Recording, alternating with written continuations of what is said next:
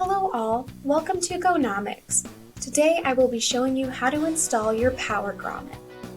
Please follow general practices for safety and always follow all manufacturers' safety guidelines. Your product may vary slightly from the examples shown here.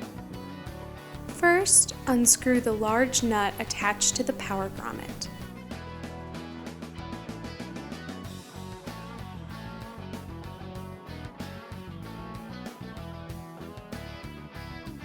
Insert the Power Grommet into the hole on the left side of the desktop.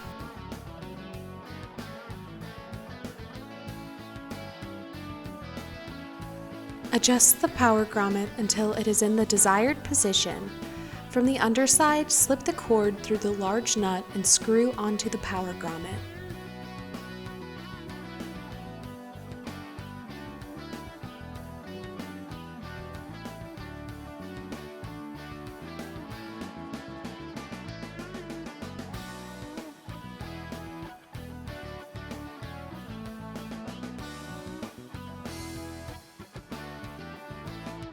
Thank you for choosing the Power Grommet as your solution, and please be sure to check out our other videos and socials. Go Gonomics!